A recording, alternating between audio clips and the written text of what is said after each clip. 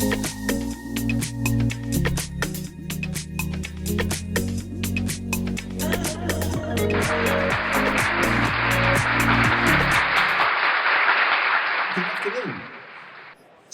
like you to be honest with me a second before I start. How many people have walked past a coffee shop with a queue out the door, or a coffee shop that is chock-a-block full, or you've seen a coffee shop that has got tons and tons of great reviews? How many people are there thinking as they walk past that the owner must be minting it, he must be making a fortune? Is there many of you out there that think that? Yeah. It is a bit of a misconception. And think about it slightly differently. Is that coffee shop, has it got a big queue because the service is slow? Yeah? Or is it full because the ratio of soft seats and hard seats and big tables and little tables is all wrong? So you get one person that sits on a table of 10 and half fills the coffee shop. And do all those reviews come from the family, friends and extended family of the owner? So just think about it slightly differently. Today I'm going to talk to you about the smoke and mirrors of the coffee shop industry to help you if you're thinking of opening. So how many people here have a coffee shop at the moment? And how many people are in the process of opening? Okay, so it's about 50-50. So there's a bit of the presentation for both of you actually. So how do you tell the difference between a busy coffee shop that is basically run by a busy fool and not making any money, but might be taking a lot of money?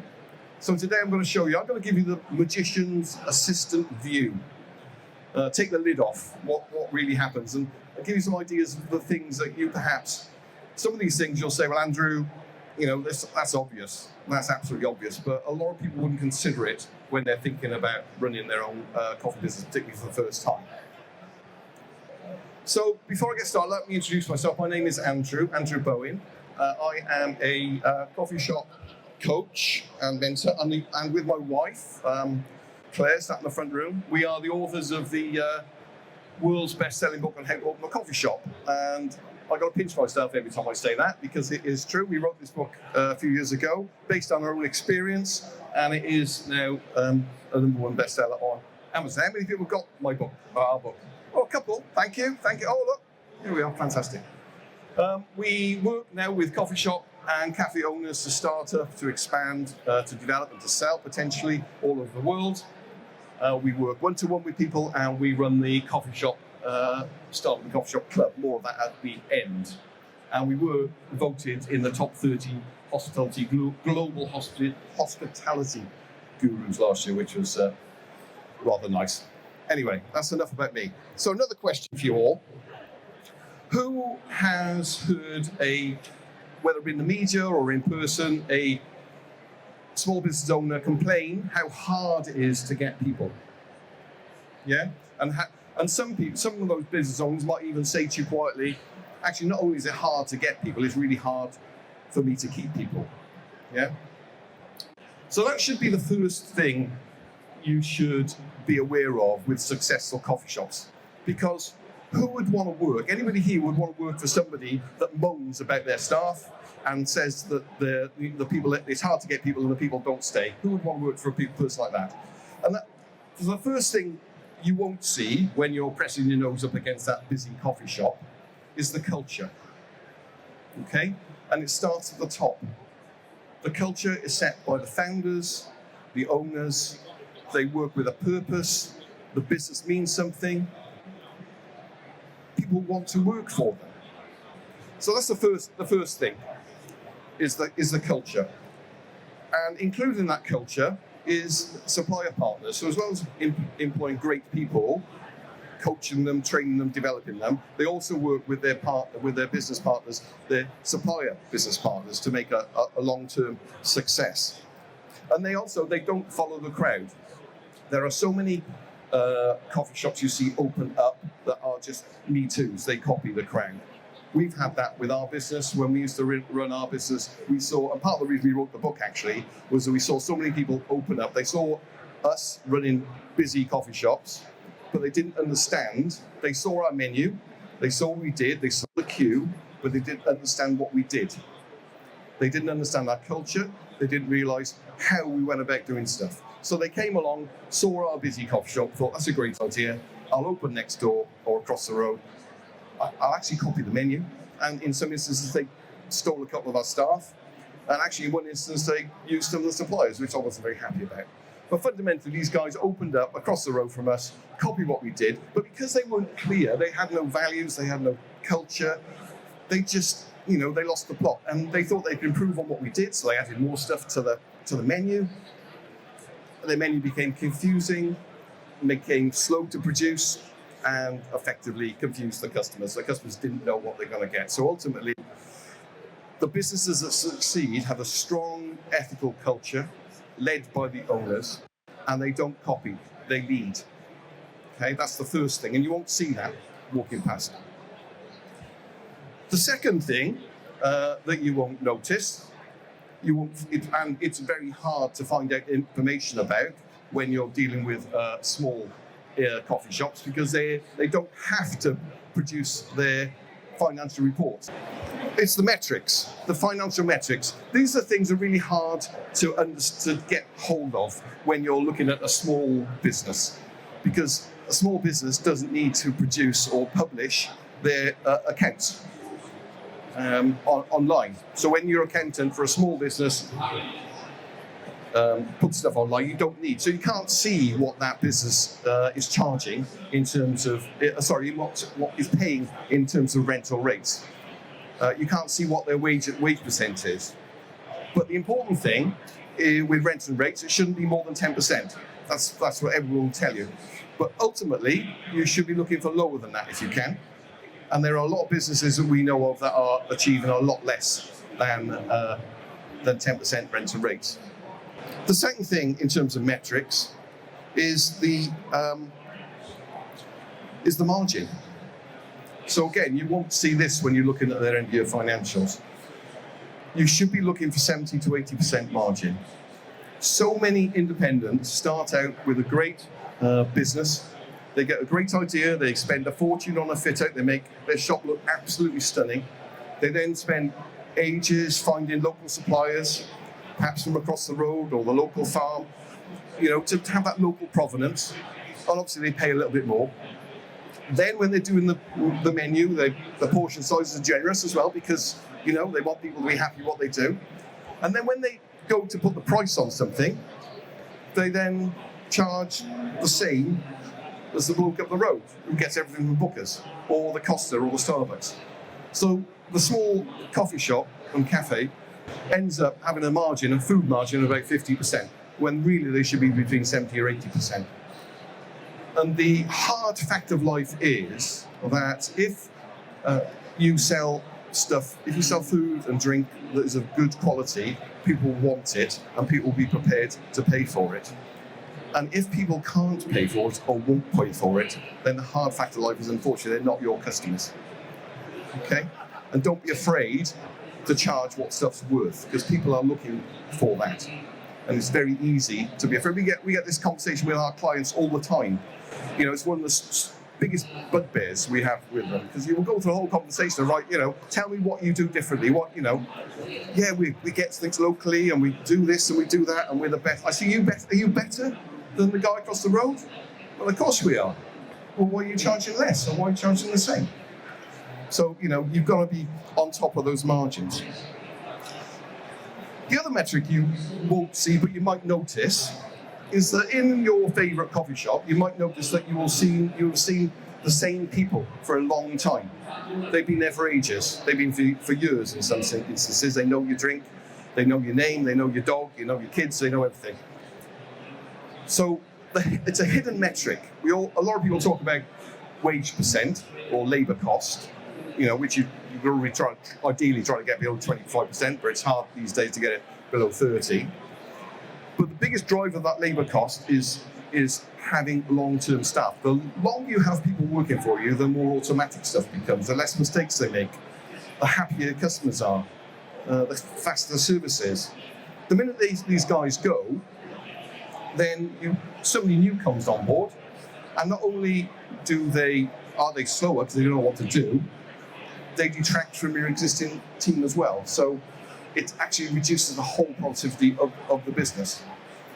And on top of that, they'll make mistakes and they'll be slow with the service. So potentially, as well as cause you waste, they potentially then could upset your customers as well. So your job as an owner or a founder should be to ensure that you create an environment that everyone wants to work in and stay there and not to leave. You know, if you treat people well, pay people well, listen to them, coach them, encourage them, give them room for growth, don't give them a reason to leave. People will leave ultimately, but you want them to leave in 5 or 10 years, not in 5 or 10 weeks. Yeah, because that is a real drain on the whole business. The next point, which you won't see, okay, and nobody really talks about because it's a bit boring, is something that Claire is an expert at, and we would not be here today if Claire wasn't such a good expert at it, and that's cash flow management. So our business generates cash quickly, right? Because you buy stuff in, you sell it, and then 28 days later you've got to pay your suppliers in the early days. It doesn't always feel like that 3 or 4 years down the road. But in the early days, your cash flow can be quite positive. But as you all know, you've got wages every month, you've got rent every quarter, you've got VAT every quarter, you've got electricity bills and, what are you paying quarterly, monthly or whatever, then potentially corporation tax at the end of the year, plus any other bills you've got. So one thing you won't see people talking to you about is the cash flow forecaster. And, it doesn't matter how you do it. We've got a simple spreadsheet that we've used for the last 20 years, and we still use it. But nowadays you can do it on your accounting software, or you could do it on an Excel, whatever it is, I don't care. If you're thinking of opening a coffee shop, make sure you get that cash flow forecaster up and running before you start. And then the final thing in terms of metrics that you won't see happening on a Tuesday afternoon, okay, is when the owner or the founder or the manager is sitting there reviewing the financial performance of his business. You can't improve a business. Well, the best way to improve a business is to do more of the stuff that you're doing good and less of the stuff you're doing bad. So unless you know what you're doing good, you can't improve it. So you should be looking at doing regular reviews of your financial performance. Again, with today's EPOS systems and accounting software, you can get more information off your EPOS system than the corporates were 10 years ago. You get so much information. So it's really critical that you sit down at least once a week, if not once a month, not necessarily your accountant, but just to look at what you're selling. Do I need to sell more of that? Do I need to stop selling that? But make sure that you keep your info up to date. So it's no good doing your price calculations and margin calculations 6 months before you start and then never looking at them again and assuming nothing's gone up in price, because at the moment everything's gone up in price very quickly. So it's really important to what was a good margin product last year might not be a good margin product this year, and you can easily lose it, and you'll end up in some serious problem. The third thing that you won't necessarily see, again, it's a bit of a no-brainer, is location and size. Two things go hand in hand, in fact. People are a bit lazy. They don't travel very far for a coffee, okay? You're not running a 5-star destination, Michelin-starred restaurant. People will travel for that. For a coffee shop, you need to be in the area that your target market are. So nobody would ever consider opening a vegan cafe at the back of a butcher shop. Yeah, you wouldn't do it. So why would you open a baby and toddler play group cafe next door to an old people's home? So you've got to get it. It's got to be congruent. So get the location is really important. And Costa Starbucks and the big boys spend a fortune working out what are the best locations. And the good news is in the book, we've got a 74-point checklist, which you can download, which will give you an idea. You'll be able to measure and score each site. So that's really helpful. And in terms of size, anybody know what size Costa and Starbucks are looking for, the minimum size they'll open a new high street site in? Any idea? Size-wise? Well, it's 1,300 square foot is the minimum size. 1,300 square foot, which equates to about 80 to 90 seats, okay? That's the minimum size they'll open a coffee shop in. And there's a really good reason for that, because they know that anything much smaller than that doesn't make money, or doesn't make enough money. It will make money. It might make money for the person that's buying a job. So buy a coffee shop and it's your job, and you're tied to the coffee machine and you're running it as your own business. But if you want to, and that's fine. Some people do that and they enjoy it, right? But it's not a business you can expand or potentially go on holiday for a fortnight, or have an expensive lifestyle with. Potentially. There are exceptions for the very, very busy, very small sites, but Costa and Starbucks know that actually anything below 1,300 square foot is really hard for them to deal with, okay, and to make money out of. Because it's a simple calculation. Your sales are a factor of how many customers you get times how much they spend, yeah?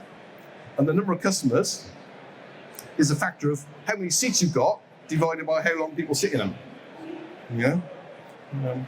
Of course, if you buy a railway station, you open a kiosk. That's a completely different kettle of fish. But for a high street coffee shop, that's you need that decent size. And if you look online, and again, one of the things we warn our clients all the time is because it is comforting to look and to have a 25 grand rent instead of a 50 grand rent, okay, or because it's or a 10 grand rent instead of a 30 grand rent. And have a small unit. It feels safe. It feels safe to open that little place because it's not as big of a commitment. But ultimately, if you've only got 12 seats or 20 seats, you're going to struggle to break even in most small coffee shops, even if the rent is only 25 or 20 grand a year. And when you look online, unfortunately, there's loads and loads. So if you look for a coffee shop online, you look for one of these business sales sites, you will see literally hundreds of small units. And there's a reason for that. It's because they fail. Okay?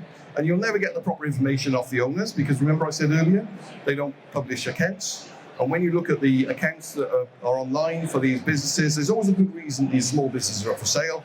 Owners retiring, or in other words, owners knackered and can't given up, or will do well in the future. A business can trade longer hours. Well, yeah, okay. If you want to trade from 12, opportunity to increased hours. That's the other one they put in the blurb. So the small units, just beware. The fourth thing that you won't see, again by looking through the window, is how that business is set up legally. Okay. Now, people new to the industry or new to running their own business, which we have a lot of people, in coffee shops. Because coffee shops are really quick and easy business to set up in reality. That's part of the danger with them because it's really easy to set them up, but almost as easy to lose money, even easier to lose money in truth.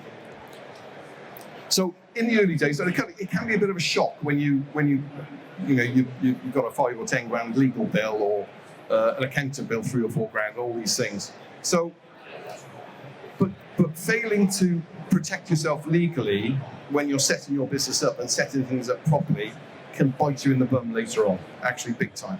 And we've seen so many really sad stories actually where this has happened, where people saved a little bit of money, they haven't bothered gotten somebody to check out the lease, or they've used Uncle Bob who does the wills and a bit of probate for the family to check out a lease. Now leases are always in favour of the landlord; they're not in favour of the tenant. And there are so many things within that lease you need to make sure are correct. There's, if you think you've got a lease and you can sell your business on, well, you might not be able to. If you've got a lease and you want to carry on past the 5 years or the 10 years of the lease, well, you might not be able to. And we've had this where too many times, unfortunately, where people have got this situation, they haven't made sure that lease is correct. There's a post on Facebook in one of our groups this week saying, really sorry, we can't carry on. The landlord, we're trying to sell the business, but the landlord has made it really hard for us to sell it. They put too many caveats on it. Even the landlord will even try and get you as the outgoing tenant to underwrite to be the guarantor of the new incoming tenant. So that isn't necessarily what you want to do. So there's loads of stuff there that you need to make sure in terms of legally. And in terms of setting your business up, I could set a business, we can all set a business up now on the internet. We can get a limited company for about 50 quid, something like that, set it up tomorrow. Yeah, but if you set up a business incorrectly, get your shareholding wrong, get your capital allowances all wrong, register in the wrong, section, all that sort of stuff, then you might not notice for a few weeks or a few years or whatever, but eventually they'll catch up with you and it'll cause you a problem further on down the road. So you need to take proper advice in terms of the legals. Plan of permissions, make sure you've got the right plan of permissions as well. If you want to sell, hot food, fried food, open early, open late, play music, all these things you might not be able to do because there might be some caveat in the lease or local planning restrictions around it. You might not be able to have an alcohol license, you might not be able to have outdoor chairs. So just make sure that you get these legal things sorted out. And that's what a solicitor will ensure happens with you. And then one important thing that nobody ever talks about is a partnership agreement. So a partnership agreement is like a prenup for a business. So I'm lucky, I've been working with Claire, we worked together we've been married for 36 years, and if our partnership goes belly up with them, or, that's the end of it really. But if I was to start out with somebody else, perhaps somebody's lending me some money. My uncle wants to lend me some money to start a business, okay, but he wants half the business, wants half the shares. Seems logical, doesn't it? But, okay, but he's never going to work in the business. Yeah, and how are you going to feel about that? And then you might sell them to somebody you don't like. We've had a situation where we've had not personally, we've had a client who's ended up owning his business with his business partner's ex-partner. So because his partner got divorced, his business partner got divorced, and gave the business, his 50% of the business, to their ex-partner. So he ended up working with somebody that was acrimoniously, at loggerheads with it. So how much to pay him? If you sort these things out at the very beginning, then before the emotion sets in, before the money sets in, then it makes life so much easier down the road. The fifth thing is simple. Again, you won't see this, and it is simplicity. Now, McDonald's are the kings of simplicity, and look what that got them. I'm not saying that you should be selling burgers and chips like they do at the Golden Arches, but it'd be really worth understanding how they keep their business model simple to ensure that the business runs smoothly. Has anybody seen The Founder? Yeah, a few people. If you haven't, The Founder is the story of McDonald's. It's on Netflix at the moment, and it's really worth a watch because it will give you some really good insight into their systems, their processes, how they lay the stores out, and what they think about it. So the simplicity thing is really good because that built-in efficiency, that built-in simplicity pays back forever, okay, in the operation. So we've seen situations where we've had milk fridges in different 100 metres away. So every time you run out of milk, the barista has to down tools, run off to a different room and get the milk. We've seen situations where the coffee machine was literally in a different room. And every time an order was taken on till, somebody had to run around with a piece of paper to the barista to give them an order. Now those things sound silly, and these people that did that weren't silly, but they were influenced by the builders who said, no, it'll be fine. Don't worry about that. I'll put your fridge there. Don't need to knock that wall down. It'll be fine, okay? So effectively, they saved a few quid on the build and a plug, but that cost them dearly over time in terms of lack of efficiency. So remember the old adage about having the barista should be able to do his job with 1 foot in a bucket of concrete. So he should be almost nailed to the floor, and they should be able to do everything without moving too many steps. Because every step you walk, every step your team walks, costs you money. Okay, every single step. And if people, and it's, what's it now, 50 pence a minute you pay people now, something like that. So it's, it's a lot. Right, and also having the right equipment can shave tons of time off your operation as well. So we used to target a 1 minute for per customer from taking the order to serving the drinks and getting them on their way. Now, at busy times, okay, where we had a team of people working. A lot of independents operate average wait time of about 5 or 10 minutes. And just imagine if you had a 5-minute wait and you reduced that to 1 minute, how many more customers could you serve per hour? Who wouldn't want a 5 times increase in sales? So getting these operations efficiencies right in terms of the productivity and choosing the right equipment is critical too. And finally, the last thing in terms of simplicity that you definitely won't see, okay, and that's stock. So if you carry a lot of stock, okay, if you've got a massively full fridge, because you don't bother, just let people order stuff because you might need it, you end up with a massively stocked fridge, you end up with a big warehouse or storeroom full of stuff, which you then, of course, you paid for because you don't need it and it's sat on your shelf. While it's sat on the shelf as well, it's potentially getting out of date and people are rummaging through it to find it, so it's slowing people down. And then potentially, giving people more of an opportunity to steal from you. So who's going to notice if 1 packet of ham goes missing out of 20? Whereas if there's only 2 packets of ham, you'll notice that. So it sounds a horrible thing to say, but those are the benefits of having well-controlled backroom stock. So stock taking is really, really important. It's one thing that we did in our business, and we that thing alone, I think, put 3% on our bottom line. Okay, and at the time we were taking, at the time that equated to about 40 grand. So, and actually it made everybody's life simpler. That was just the increase in the margin. That was without the impact on the wages, where people were wasting time trying to find stuff. So that simplicity is really important. So when you're building your business, think about building simplicity into it, and you've got to be ruthless with it. You can't, it's very easy to add range and products on and menu items on and this because somebody might want it. In terms of menu as well, something I forgot to mention that earlier with the McDonald's thing, it's got to be simple and fast to make, but you've got to ensure that you have options for people who have dietary requirements. So a quick question, who here knows somebody or is vegan, vegetarian, has an allergy of some description or food intolerance? Yeah, that's pretty much everybody in the room, yeah? And if you think about when you went out for dinner or went out for a meal or went out for a coffee with these people, who are the people in the group that choose where you go?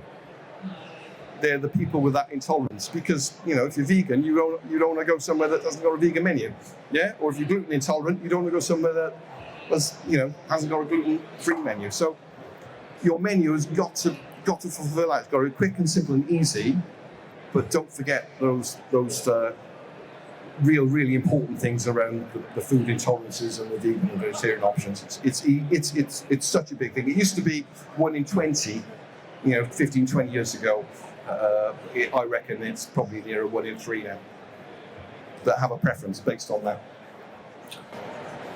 The sixth thing is that, again, you won't see, is the really successful businesses have they have a lot of super fans. So a super fan is somebody who is like an apostle for your business. They're a preacher for your business. They are the ones that love you more than you love yourself. They're the ones that tell everyone else how good you are. They're the ultimate word of mouth. We've all got them, and you should be looking at building more and more of those people in your business. But how do you do that? You don't see that being done. It's a bit of a dark art, but it's not really, because you do it on a one-to-one basis. You build rapport with your customers. You get to know them.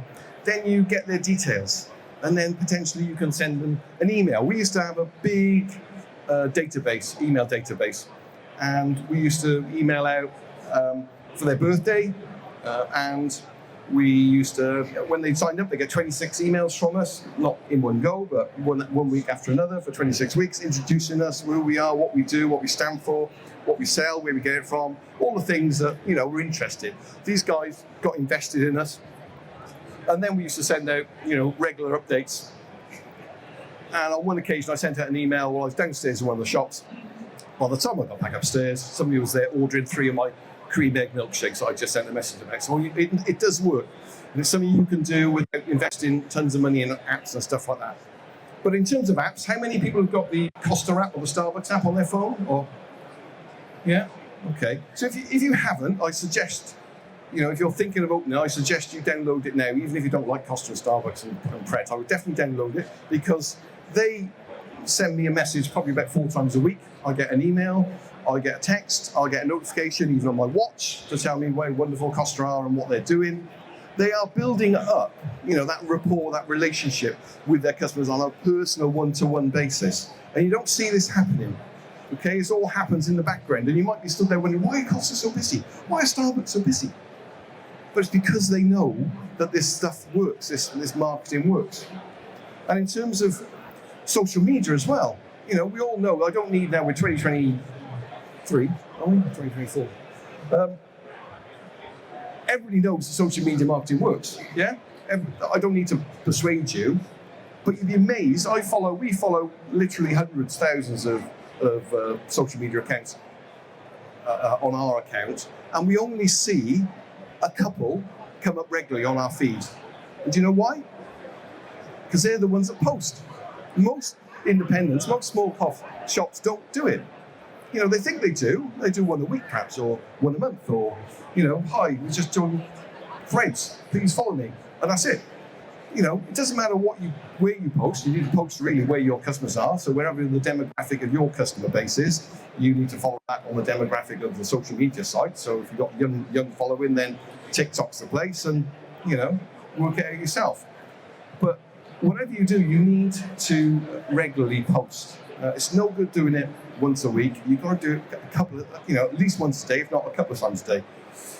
And the more you do it, the better. We've seen some phenomenal results where our clients have done it. They've got a system in place, they've given it to a member of team, and it has made a massive difference. So we all know it works, but that's the sort of stuff that people don't do as regularly as they should do. And we should be doing it. The independents should be doing it more frequently. And in terms of the importance of these databases, these clubs, now Starbucks, 53% of their 53% of their sales, that's over half of their sales comes through their loyalty app. So let that sink in. Over half of their business now comes through their apps, through people they're building a relationship with quietly in the background while you're working behind your coffee machine and wondering why they're busy and you're not as busy as you should be. And the final thing that the most successful businesses have, and that is they have a mentor. So I know what you're thinking. You're thinking, hang on, Andrew, I know I can see straight through that, because that's one of the offer. But you need to find somebody who can help you, somebody who's been down the road before you, somebody who can help you make those decisions. We know it's really difficult. It's a big responsibility running your own business. It can be really stressful. You've got a lot of responsibility to, the team. You're paying their wages, you're paying their mortgages. To your customers because they love you. To your family because you provide for them as well. And it takes an emotional and physical toll on you. So you need to find somebody who can help you with this. And your suppliers aren't your mentors, because your supplier's got a vested interest in selling you stuff. So if you go to a supplier, there's some great suppliers there, they'll help you, they'll support you, but in reality, they have got a vested interest in selling you what they do. So you're never going to get 100% honest advice on that. So the hospitality business is all about making people happy. Okay? So your job as an owner, as a business owner, as a founder, is to make everyone a little bit happier, your customers, your team, your community, and yourself a little bit happier every day. Well, thank you so much. Thank you very much.